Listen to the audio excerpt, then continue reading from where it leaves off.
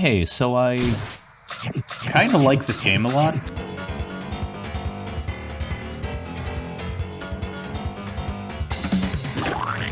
For some of you, that's a pretty obvious answer. Undertale was a smash hit with pretty much everyone who played it, be it my friends, the random kids at my school, or even the late Pope Francis. For those of you not in the know, you're probably wondering, what could possibly be so special about a random indie RPG whose own creator considers it to be an 8 out of 10? You know, before then getting his OC into Smash Bros. Well, the answer is that I'm not normally a big fan of traditional RPGs. They have a tendency to be overly long or tedious, or I guess for the sake of this video, grindy. It takes something really special about an RPG to get me invested in it. Undertale and its sequel Deltarune not only subvert many of the typical aspects of RPGs, but does so deliberately to enhance both its narrative and its gameplay. For example, it's an RPG where you not only don't have to kill any monsters, but are encouraged to befriend them. It's an RPG that ties the idea of grinding for EXP and leveling up, and literally demonizes you for it. It's an RPG where the whole game is designed to be played at level 1. It's an RPG where the enemy attacks can be dodged like in a bullet hell game instead of just sitting there and tanking it. It's an RPG that's designed to be infinitely replayable under the idea that your actions have consequences and your choices matter. But what if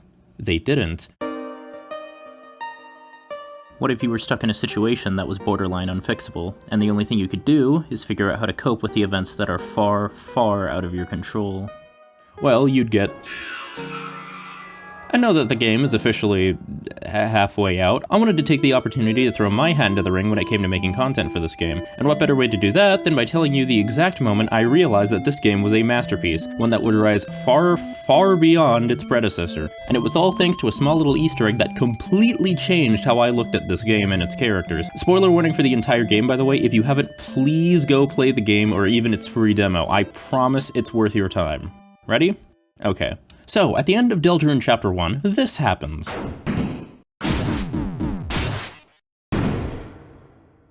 Now, if you chose to ignore my go play the game warning, you probably don't understand what just happened, and if you were an Undertale fan back in 2018 when this first released, you'd probably only understand maybe like 5% more. But basically, in video games you control a player character. These are often divided into two general categories I just made up on the spot. A vessel player character is one with no personality because the personality will be filled in by how you play the game. How the Terrarian felt killing the King Slime will be how you felt. They may have lore and history attached to them, but rarely is that ever going to get in the way of you moving through the game the way you want. Movie player characters, meanwhile, have personalities, goals, predetermined actions, etc. Playing the game with them is similar to playing an interactive documentary where you press buttons to advance the plot. Not saying that either of these two styles are bad or definite. In fact, over the years the line has continued to be blurred between the two.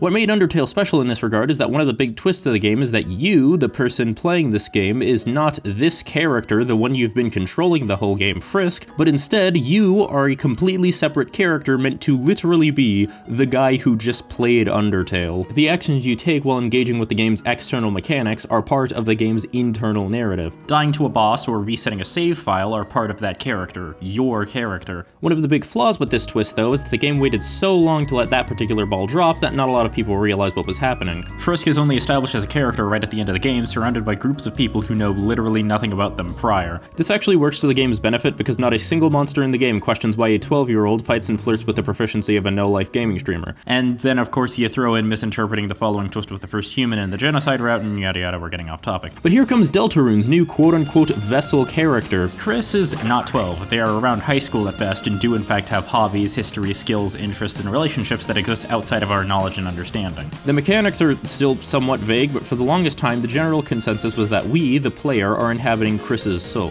Since the soul is tangible, they can rip it out and regain control with some effort, though presumably have to put it back, since I imagine that having the culmination of your being ripped out of you can't be good for your long-term health. Chapter 2 continues to emphasize this distinction between us and Kris, the most important one for this video being a piano in the hospital. Characters talk about how talented Kris is at playing, but attempting to do so reveals that no we're not. Later that night, we see Kris setting up the events for Chapter 3 completely against our will. They slash their mom's tires to force Susie to sleep over, they turn on the TV, which they plugged in the night before, deliberately leave the door open so that someone can get inside, and then open the dark fountain before supposedly putting the soul back in. Now, this is really interesting behavior because not a few hours ago, it was pretty explicitly explained that opening too many dark fountains would lead to the end of the world. And unfortunately, that was most of the info we had on who Kris was as a person. Admittedly, not a whole lot to go off of, but as you can see, there was still plenty of meat to chew on for theory crafting. That being said, talking about the story is a lot more straightforward than talking about hypothetical soul magic, which most of the time just boils down to whatever sounds cool rather than something that's practical for the narrative. See also the current speculation over the identity of the Roaring Knight. There's an excellent video by renowned gastrohistorian and fanfiction connoisseur Andrew Cunningham that goes a lot deeper into this topic. In fact, this video was specifically my inspiration for wanting to make this one. The early speculation was because they enjoy going on Dark World adventures so much that the risk of triggering the end of the world was outweighed by not having to deal with everything else going on in their life. But that wouldn't be congruent with the weird route, an alternate path through the game where you deliberately go out of your way to ruin Kris's life by gaslighting and gatekeeping the girl boss into killing her classmates, presumably at the time. And how does Kris react to this? Not very different from how they'd act in the normal route, in spite of both the consequences of the roaring and also the potential risks of putting their mom and their new bestie in front of. We'll throw literally all of that out the window, because with Chapter 3 and 4 out, we can now confirm that the soul is us the player, while soulless Kris is actually just Kris. Kris actively reacts to being called by name, answers questions only they would know how to answer, actively blushes at being complimented, and actively goes out of their way to protect their friends. Speaking of those friends, Kris isn't the only character in this story struggling with a lack of control in their life. Just about every other major player in the story is either trying to deal with some kind of loss, is desperately vying for some kind of freedom, or just wants to get away from it all. The biggest sticking point being the prophecy TM, which dictates every single action our characters have gone on thus far. And Kris, described by that same prophecy as nothing but a cage with a human soul and parts, is more or less just stuck along for the ride, unable to escape and unable to enact any kind of change. But that doesn't mean they have to like what we're doing, or, as revealed by the end of Chapter 1, go along with it. So, what better way to fight an unchanging prophecy about the heroes of legend than to join the bad guys?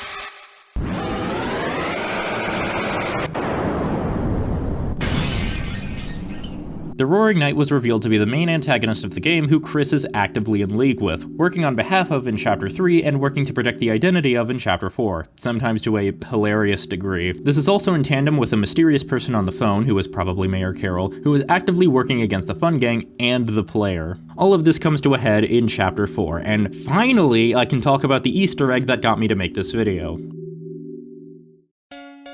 Hot off the heels of the police chief getting kidnapped, Chapter 4 starts with the Fun Gang trying to find a way to break into the bunker where the Roaring Knight has taken her. The best idea we come up with is that maybe the mayor has something to do with it, so excuses made and the existence of the treat catcher pondered, we head over and start looking for clues. To our surprise, one of the codes for the bunker is actually hidden in the Lost Girl Bess's room, inside of a guitar that I'm sure will have no greater thematic relevance to the rest of the chapters. But right as we're about to read the combination,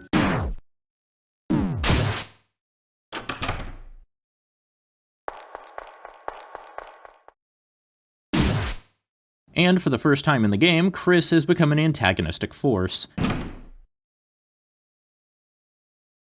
Without a vessel to possess, the only thing that we can really do is just push objects around and climb into the vents for a bit. We get to spy around certain rooms and look for secrets. Though one room that immediately stood out was the kitchen, because this area actually lets you leave the vents and look around a lot more. We see Kris talking on the phone about some kind of plan which involves the police, the Dark Fountain, and how they cannot let Susie find out about the code in the guitar. Kris is listening to the call on speaker while having a glass of chocolate milk, although you would be excused for thinking it was something much stronger given their expression. If you try to move around the room enough, Kris will catch you and you'll have to redo the vent section. However, making your way back to the same room, the vent will be properly covered up, so no more exploring. But Kris is no longer on the phone. After they're done drinking, they'll walk off screen and start playing the grand piano. I discovered this completely naturally. So early, in fact, that there weren't even any uploads of it online yet. It wasn't even in the official OST, but somehow there it was. Leaving and re-entering the room from here, we'll have Kris play a bunch of different songs. Some of them related to other characters, others just playing whatever feels right.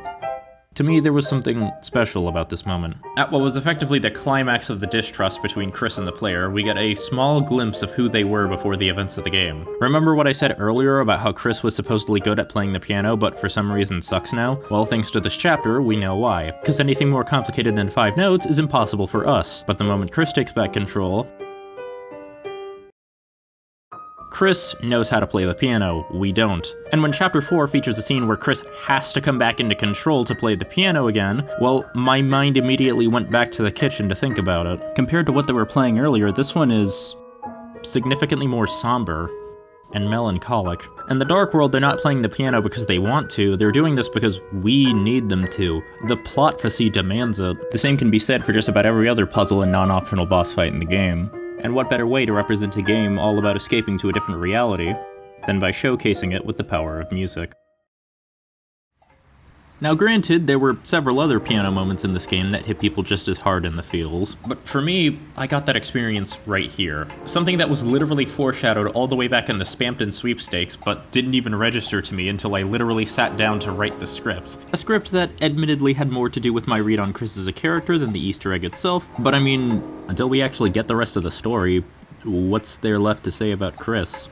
Well, for Kris, the end of the world won't come from the roaring. It actually ended a long time ago. Their mom and dad are divorced, their brother is at college, and they're in a situation which forces them to keep in touch more with Noelle's mom than the daughter they're actually friends with. Kris's dad, Asgore, is also involved with this and is seemingly going to be a very important character in the following chapter, though his connection is a lot more speculative and off-topic than I would like, so here's a short Asgore theory summarized on screen for your enjoyment. Kris's animosity towards the player for ruining their life isn't unique. If anything, they probably feel the same way about us as they do Sans, someone who just showed up out of nowhere one day and asserted themselves into Kris's life, and now they gotta live with it. One of the biggest reasons why I spent so much time trying to outline who Kris is as a character is because when you're in a situation that leaves you feeling trapped in your own life, the obvious question to ask is, what do you plan to do once you have escaped it? For Kris, that answer isn't anything grand or mystical. It's as simple as wanting to go back to the way things were. That's something I'm sure a lot of people have gone through, because despite everything, Kris still chooses to have fun with Susie. They still choose to do the silly pose that everyone else does. They still choose to play the piano. It's in these small moments where nothing's expected of them, when no one else is around and they don't have to put up an act for anyone, that really defines a character for me. And, for just a few moments, it felt like a concert, all for me. Anyway, stick around for my next epic Deltarune theory where I explain how the knight's actually papyrus or something.